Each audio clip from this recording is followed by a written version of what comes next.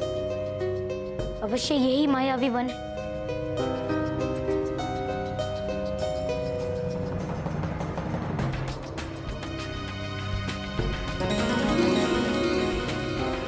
One के मध्य में प्रकाश,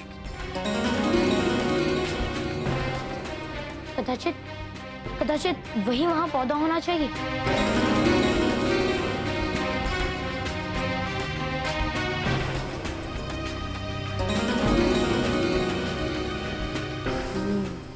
कदाचित यही वो मायावी पौधा है जिसके विषय में महर्षि ने मुझे बताया था। अब मैं इसे अपने साथ ले जाता हूँ।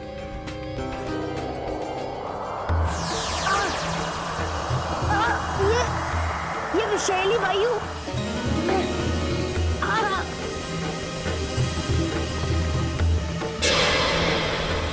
अरे ये कहाँ गया? अभी तो यही था, कहाँ गया?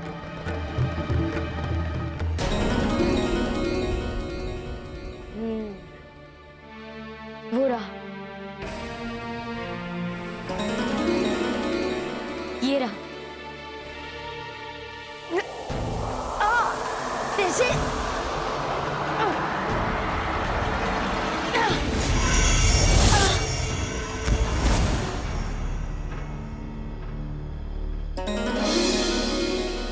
शीघ्र मुझे छोड़ो, प्रभात होने को है।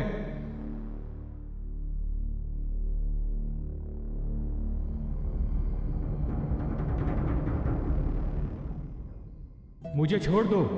मेरे सभी साथी एक एक करके आलोप हो रहे हैं। यदि प्रभात किरण मुझ पर पड़ गई तो मैं मृत अवस्था में आ जाऊंगा। मुझे छोड़ दो। मैं तो आपके समक्ष बस एक निवेदन लेकर आया था कि यदि आप अपनी एक डाली मुझे दे दे तो किसी स्त्री का जीवन बचाया जा सकता है। मेरी लकड़ी तो अर्ध विद्या और तंत्र प्रयोग की काट के लिए ही प्रयोग में होती है बालक। श्राप मुक्ति के लिए भी मेरी लकड़ी का प्रयोग हो सकता है, ये मैं नहीं जानता था। जो भी हो, आप बस मेरे साथ चलिए। यदि आप मुझे एक डाली भी अपनी दे देंगे तो किसी स्त्री का जीवन बच जाएगा। ठीक है हनुमान। आपका बहुत बहुत धन्यवाद। मैं प्रार्थना करूंगा कि आप अपने कार्य में सफल हों। धन्यवाद।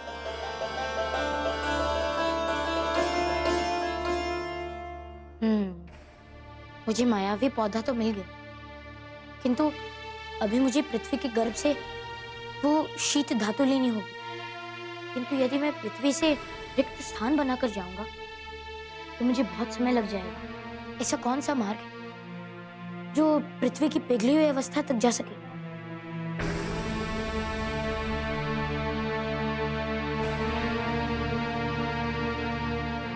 हाँ, सुमेरु में एक ज्वालामुखी है। उस मार्ग से होकर पृथ्वी के गर्भ में सरलता से पहुंचा जा सकता है।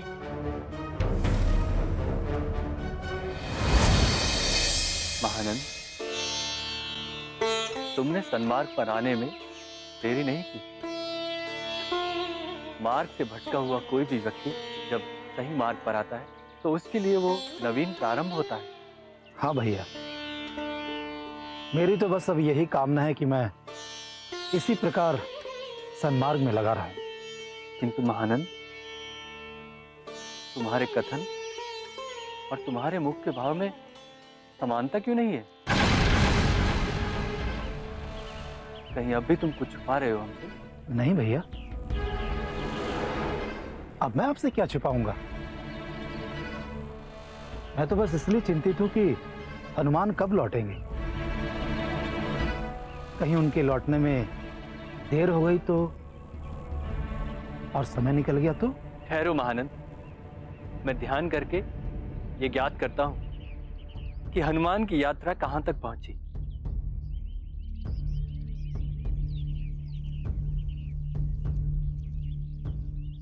कितने भोले हैं आप भैया, जो आपने मेरी बातों पर विश्वास कर लिया। ये सब तो 2 सहस्त्र मुद्राओं के लिए हो रहा है, वरना मैं आपकी सूरत भी नहीं देखता।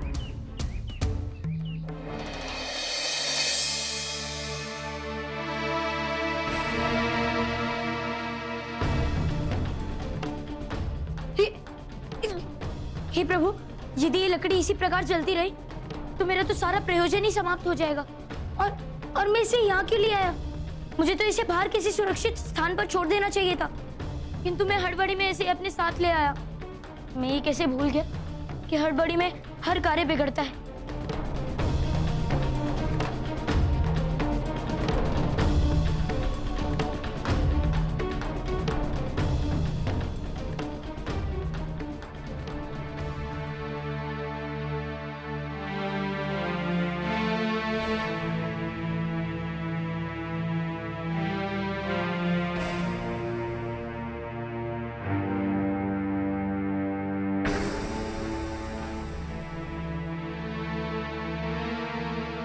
पृथ्वी के गर्भ में यही वो खो होनी चाहिए जहां पर वो शीत धातु,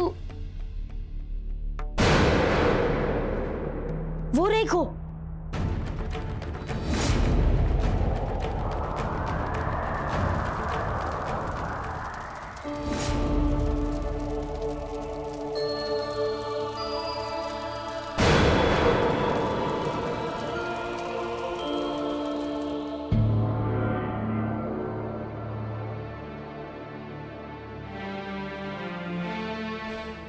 महाराज की जय हो। क्या समाचार? महाराज, राजकुमार हनुमान मात्र एक रात ही किष्किंधा में रुके थे। उसके उपरांत वो सुमेरु के लिए निकल आए थे। यदि हनुमान किष्किंधा से लौट आए हैं तो वो अब तक घर क्यों नहीं पहुंचे? मैं भी यही सोच रहा हूँ अंजना। वस्तुतः हनुमान अभी कहाँ होंगे?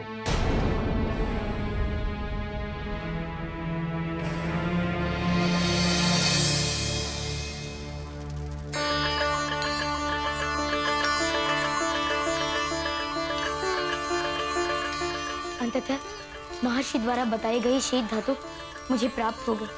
अब इस धातु और इस लकड़ी को लेकर मैं एक नई कुल्हाड़ी का निर्माण कर लूंगा।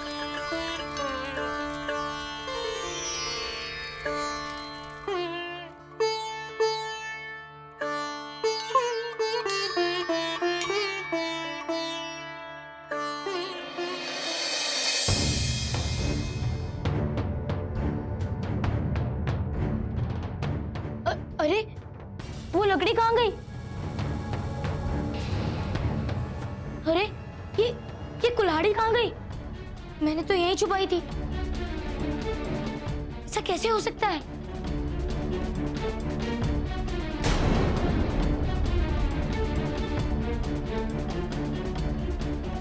ओह, ये पदचिन्ह, ये तो वहां तक जा रहे हैं। यदि मैं इन पदचिन्हों के पीछे चलूं तो कदाचित मुझे कुछ ज्ञात हो सकता है।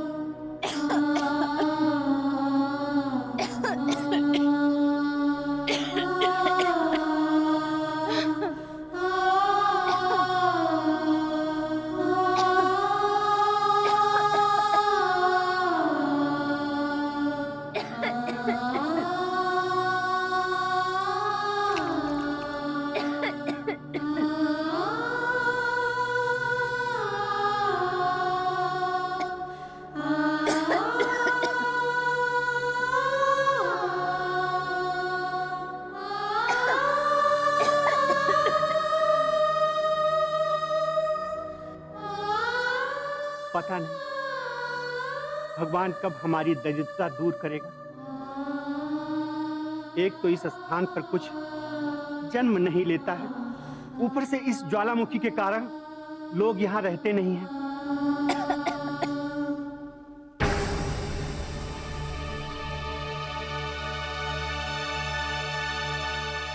आज भी कुछ कम ही लकड़ियां चुन सका हूं।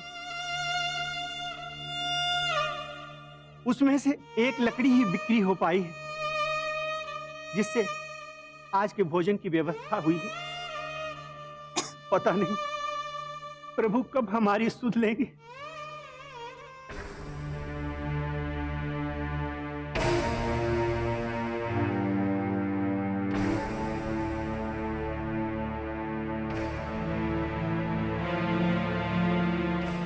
बाबा, बाबा, बाबा।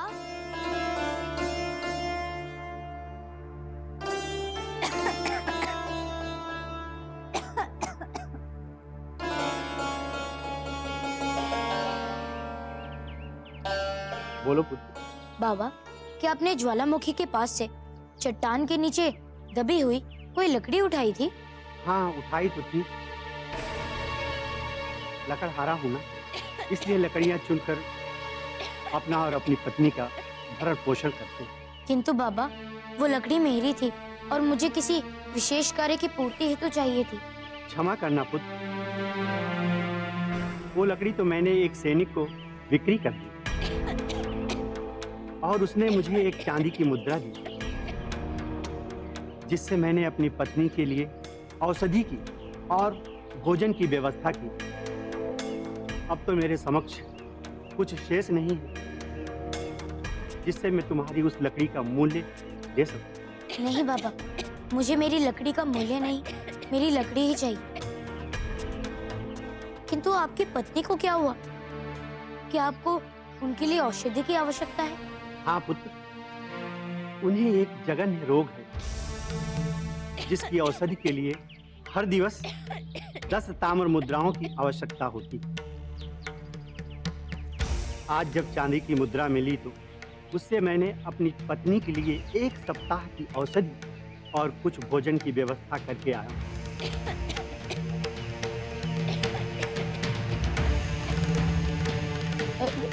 कोई बात नहीं बाबा, किंतु क्या आप मुझे उस सैनिक के विषय में बता सकते हैं जो वो लकड़ी ले गया? हाँ पुत्र, वो तो राजमार्ग की चुंगी का सैनिक। क्या नाम है उसका? हाँ, मंगेरू। रात्रि में राजमार्ग पर उसी को बिठाते हैं। बाबा, यदि आपकी आज्ञा हो तो क्या मैं दादी को एक पल देख सकता हूँ? क्या करोगे पुत्र? उसे ऐसा रोग है, वो रात दिन खांसती रहती है और मुख से रक्त बहाती रहती है। बस एक पल। आओ पुत्र, आओ पुत्र।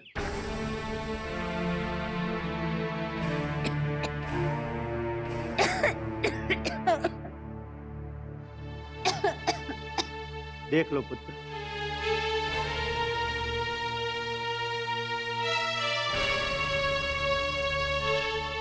बाबा, मैं सुमेरु का राजकुमार हूँ और मेरा नाम हनुमान है। एक क्षण रुकिए, ये माला रख लीजिए।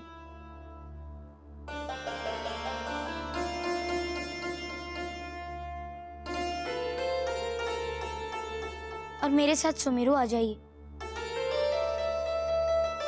वहां पर राजवैद्य के पास इस रोग का उपचार है। इस माला की बिक्री से आपको इतना धन तो अवश्य प्राप्त हो जाएगा कि आप 10 से 15 वर्षों तक अपना जीवन आराम से काट सके। और यदि प्रभु श्री राम की कृपा रही तो दादी भी शीघ्र अतिशीघ्र स्वस्थ हो जाएंगी। हम अनजान लोगों पर तुम इतना उपकार क्यों करते हो पुत्र? उपकार नहीं बाबा, ये तो मानव कर्तव्य है। यदि हर एक मानव निस्वार्थ हर किसी की सहायता का प्रण ले तो पृथ्वी पर कभी किसी को कोई संकट नहीं होगा। आप ये माला रख लीजिए।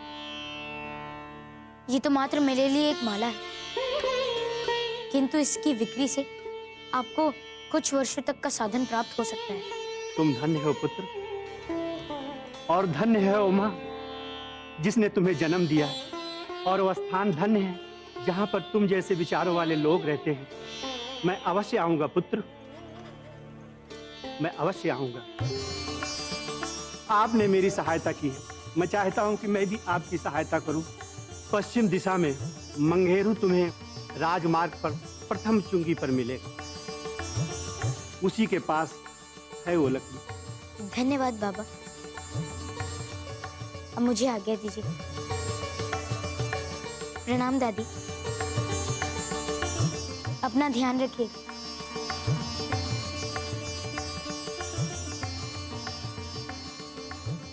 धन्य है पुत्र।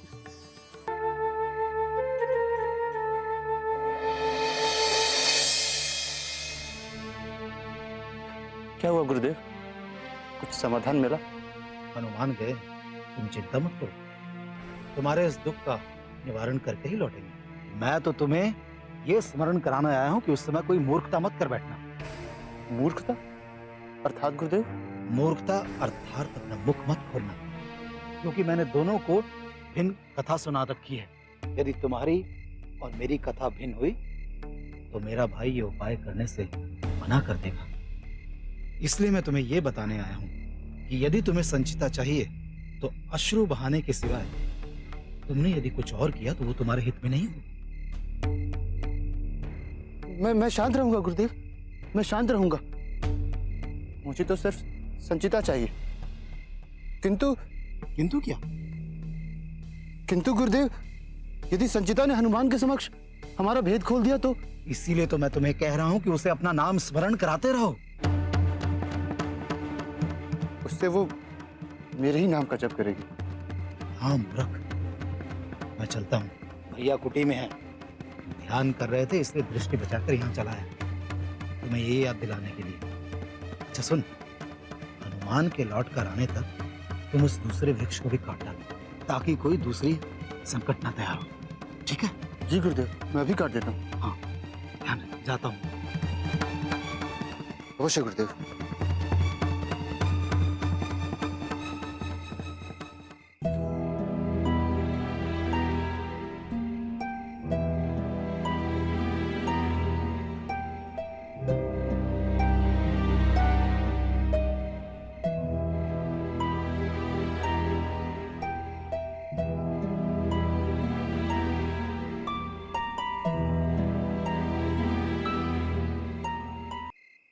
चमत्कार।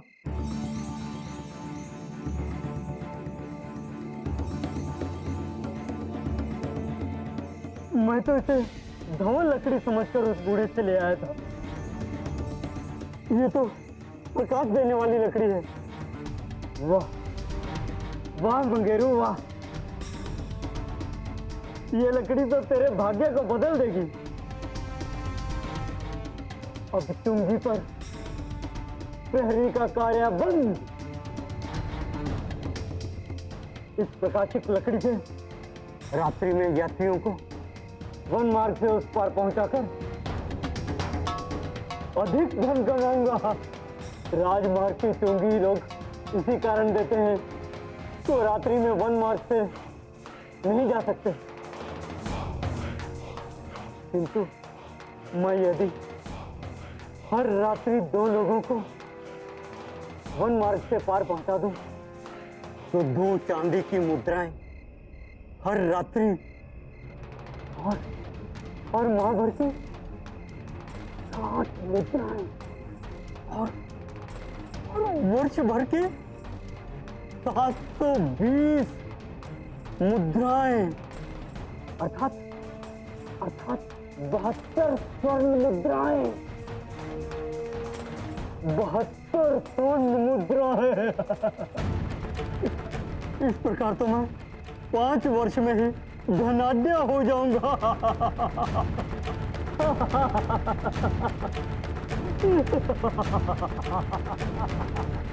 ये लकड़ी मेरी है महोदय।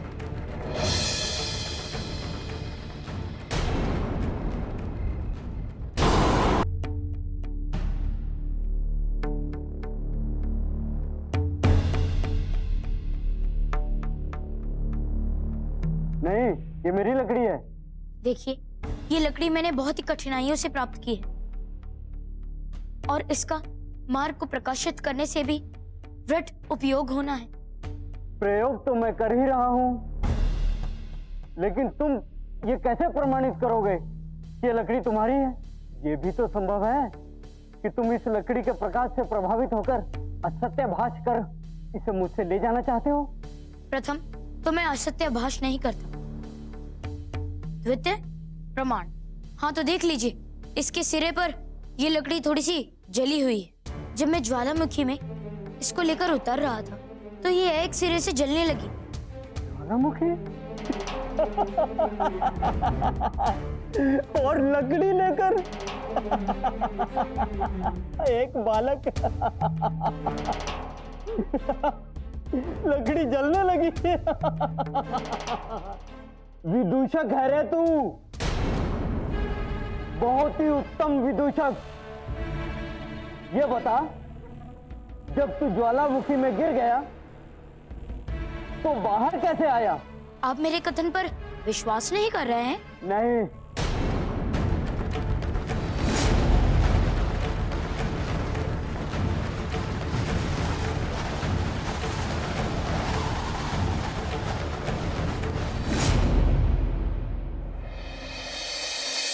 देखिए, इस प्रकार मैं उड़ान भर सकता हूँ। वो तो मेरा भाई भी कर लेता है, लेकिन इससे ये सिद्ध नहीं होता ये लकड़ी तुम्हारी है। चलिए मत मानिए, ये लकड़ी मेरी है। ठीक है, आप ही बताइए, यदि मैं इस लकड़ी को आपसे क्रय करना चाहूँ तो आप ही बताइए किस मूल्य में आप मुझे ये देंगे? मूल्य? देख बालक, ये चमत्कारी लकड़ी मैंने 100 स्वर्ण मुद्राएं देकर क्रय की है। असत्य! आपने जिन बूढ़े बाबा से इस लकड़ी को क्रय किया था, उनको आपने केवल चांदी की मुद्राएं दी थी। तो तुझे ये भी ज्ञात है कि ये लकड़ी मैंने कहां से क्रय की? हाँ, क्योंकि मैं अपनी लकड़ी खोजते हुए उनके समीप जा पहुंचा था। उन्होंने ही मुझे आपके समक्ष आने का मार्ग भी बताया। फिर तू ये जानता है कि ये लकड़ी मैंने क्रय की है, और जब मैंने इसे क्रय कर लिया तो तेरा अधिकार समाप्त हो गया। तेरी लकड़ी मैंने तो नहीं चुराई। जाकर उस बूढ़े को पकड़। अरे आप बस ये बताइए कि आप इस लकड़ी का मूल्य क्या लेंगे? बस, सुमेरु का राजकुमार हूं मैं। बोलो, क्या चाहिए? राज्य देगा? राज्य कैसे दे सकता हूं? वो तो पिताश्री के अधीन है। तो क्या दे सकते हो? 10 सहस्त्र स्वर्ण मुद्राएं दे दो। जाओ, उड़कर जाओ और ले आओ। देखिए, मेरे पास इतना समय नहीं है, नहीं तो मैं आपको 10 सहस्त्र मुद्राएं भी ला देता। तो फिर ये लकड़ी भी मैं नहीं दे सकता। देखिए, समझिए, मेरी विनती स्वीकार कीजिए।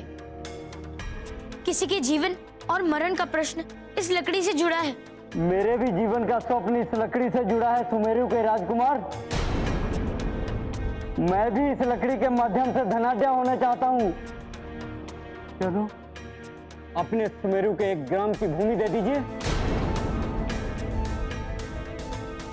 ठीक है मंगेरू जी, ये मेरा वचन है आपको।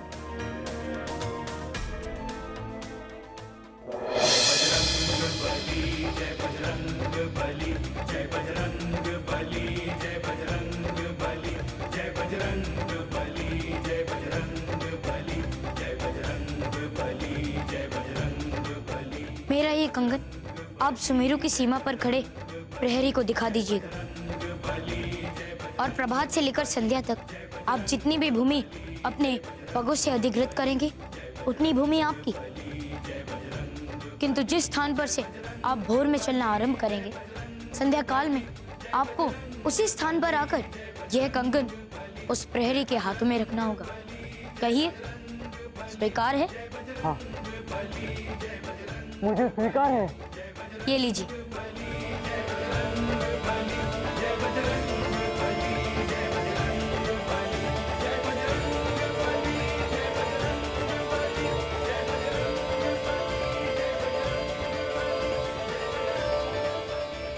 अब मैं चलता हूँ। आपका बहुत बहुत धन्यवाद।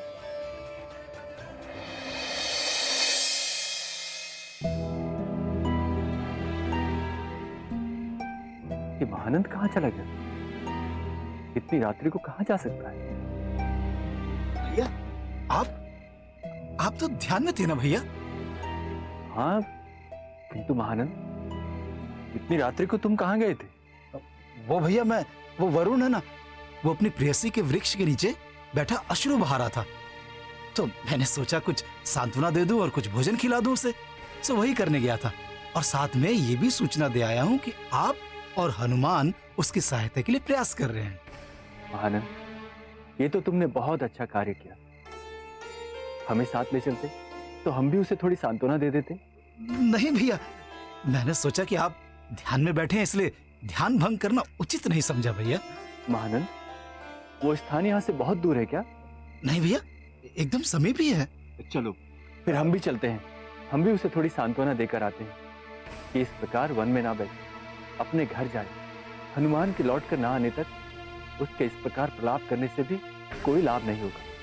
चलो हम भी चलते हैं। भैया मैंने उसे समझा दिया है, अब विश्राम कीजिए ना भैया।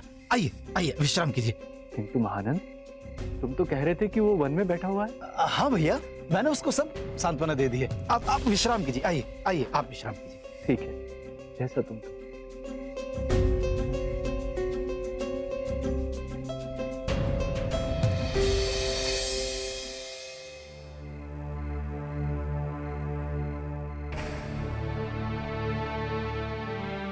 हनुमान, आप कब आओगे? कब मैं संचिता के मुख से अपना नाम सुन पाऊंगा? इसके पहले मुझे अपने गुरुदेव की। वरुण,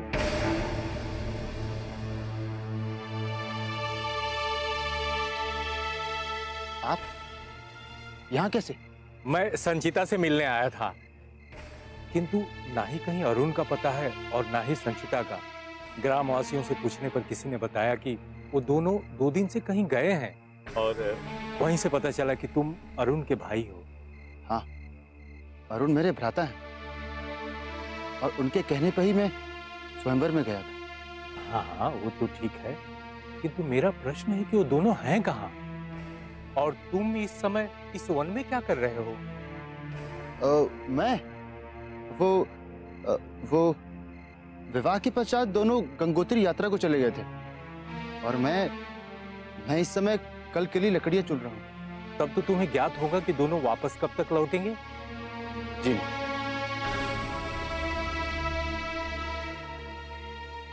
अच्छा, जब वो वापस आ जाएं तो अरुण से कहना कि मैंने उन दोनों को और तुम्हें भी भोज पर आमंत्रित किया है। जी अवश्य।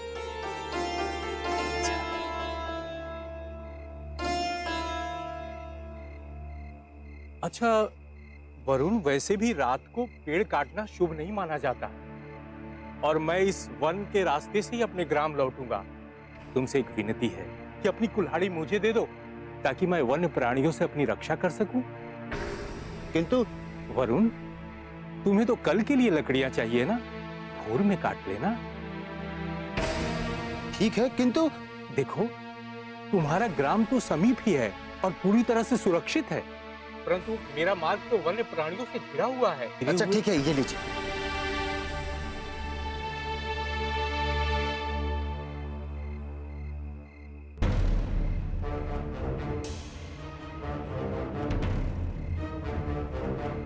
वरुण, मैं भी तुम्हारे समीप रुककर भोर होने की प्रतीक्षा कर ही लेता हूं।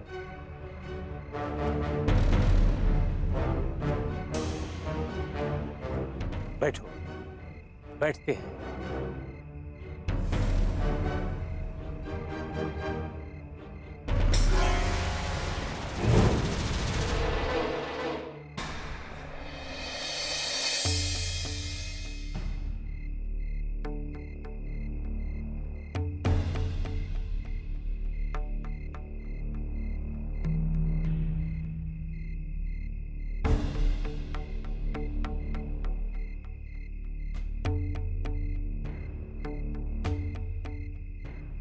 लाओ हनुमान, ये कुल्हाड़ी अब शीघ्र मुझे दे दो ताकि उस स्त्री को श्राप मुक्त किया जा सके। नहीं ऋषिवर, मैं ये कुल्हाड़ी आपको नहीं दे सकता। लेकिन क्यों हनुमान? क्योंकि अभी मुझे और भी सत्य ज्ञात करने हैं। सत्य? कैसा सत्य हनुमान? महर्षि, जब मैं इस कुल्हाड़ी को बनाने उस पौधे के पास उसकी लकड़ी लेने गया तो उसने मुझे बताया कि उसकी लकड़ी तंत्र विद्या और निकृष्ट कार्य के लिए ही चुनी जाती है। और यदि कोई भी तंत्र विद्या जानने वाला मनुष्य उसकी लकड़ियों का उपयोग करता है तो वो और भी दुष्ट कार्य कर सकता है। और उस पौधे ने मुझे ये भी बताया कि उसकी लकड़ियों का उपयोग कोई तंत्र ज्ञाता ही कर सकता है। और इस वन में केवल एक ही तंत्र ज्ञाता है। ऋषिवर, आप। तो हे ऋषिवर, अब समय आ गया है कि आप सत्य बताएं। मैंने कोई श्राप नहीं दिया है। यदि मैं श्राप देता तो मैं ही क्यों वरुण की मदद करता? मैं भी यही जानना चाहता हूँ। महानंद, सत्य क्या है वो बताओ। यदि हम इसका उपाय कर सकते हैं तो हम इसे नष्ट भी कर सकते हैं। मुझसे बहुत बड़ी भूल हो गई भैया। मैंने वरुण को उस स्त्री को वश में करने के लिए एक फल दिया था, किंतु मेरे तंत्र प्रयोग के अशुद्ध होने के कारण वो अशुद्ध फल दे गया।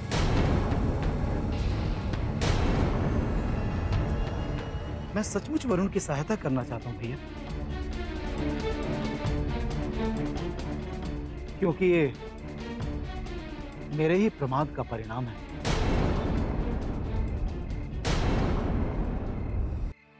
मैंने वरुण को उस स्त्री को वश में करने के लिए एक फल दिया था, किंतु मेरे तंत्र प्रयोग के अशुद्ध होने के कारण वो अशुद्ध फल दे गया।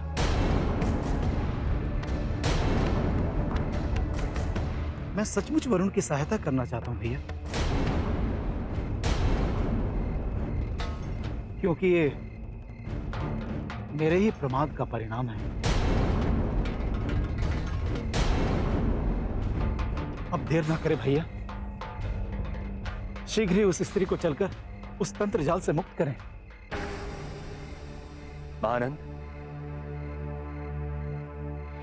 इतना सब कुछ होने के पश्चात भी तुमने हमसे सत्य छुपाया क्यों महानंद? क्या हो गया है तुम्हें? ऋषिवर, कदाचित आप भूल रहे हैं, जब भी किसी मनुष्य का जन्म होता है तो वो रिक्त हाथों के साथ ही होता है, और जब किसी मनुष्य की मृत्यु हो जाती है तब भी रिक्त हस्त के साथ ही होती है।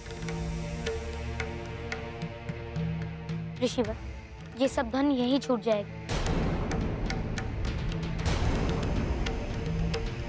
मनुष्य के साथ तो केवल पाप और पुण्य जाता है। आप तो एक ऋषिवर हैं, आप ऐसा पाप क्यों कर रहे हैं और कैसे कर सकते हैं? बताइए, किसी के जीवन में आनंद तभी भरता है जब इसके उन्मादों की मुक्ति हो जाती है। आप ऐसा कैसे कर सकते हैं ऋषिवर? मुझे क्षमा करें हनुमान, क्षमा करें भैया। मैंने सोचा था कि यदि मैं सत्य बता दूंगा तो कहीं वरुण क्रोध में आकर मेरे साथ कोई अन्याय आता बैठे, इसलिए मैंने आपको भी सत्य नहीं बताया। मैंने सोचा था कि यदि मैं सत्य बता दूंगा तो कहीं वरुण क्रोध में आकर मेरे साथ कोई अन्याय आकर बैठे, इसलिए मैंने आपको भी सत्य नहीं बताया।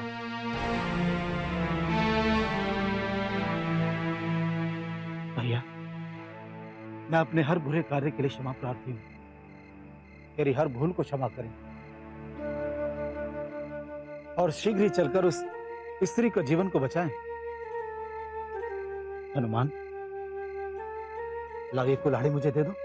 नहीं,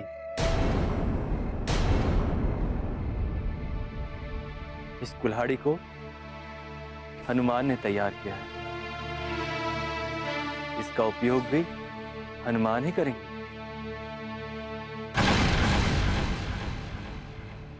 हनुमान, अब आप जाओ और उस वृक्ष पे इस कुल्हाड़ी से प्रहार करो। अवश्य ऋषिवर, अब मेरे साथ चलिए। मैं जानता हूँ कि वो वृक्ष कहाँ है। चलिए। भैया मैं भी साथ चलता हूँ। आइए, ध्यान से।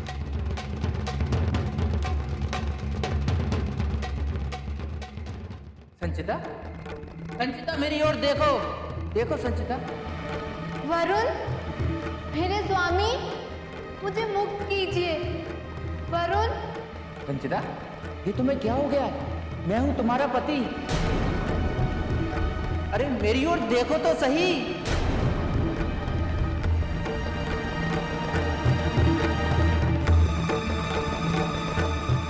आइए ऋषिवर, देखिए ये वही स्थान है।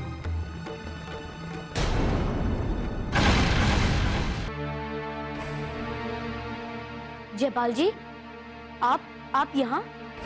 मैं तो अपनी पुत्री और अरुण को ढूंढने यहाँ आया था।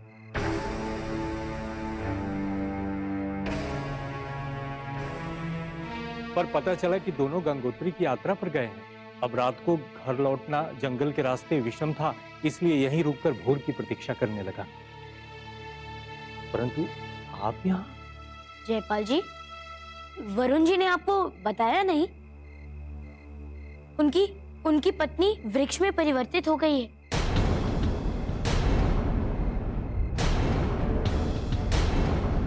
इसलिए मैं उनकी सहायता कर रहा था। उसका उपाय खोजने निकला था और देखिए ये मैंने चमत्कारी कुल्हाड़ी बनाई है। हनुमान, सर्वप्रथम मृदा से बने इस गोले को ले जाकर इन दोनों वृक्षों के बीच में जाकर फोड़िए।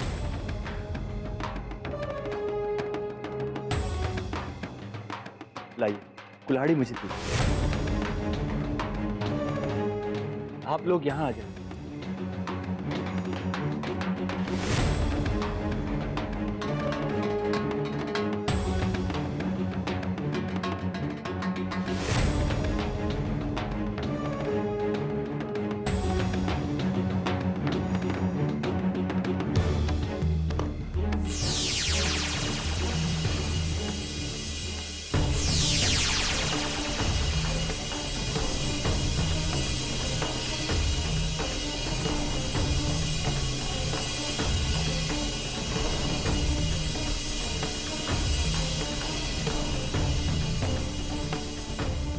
शीघ्रता करो हनुमान, शीघ्रता करो। हनुमान, अब ये कुल्हाड़ी ले जाकर 3 बार प्रेम पूर्वक इस वृक्ष पर वार करो।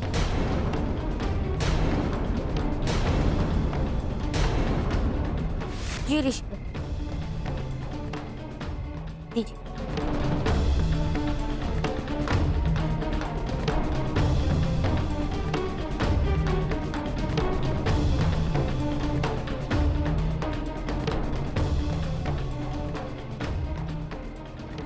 जय श्री राम।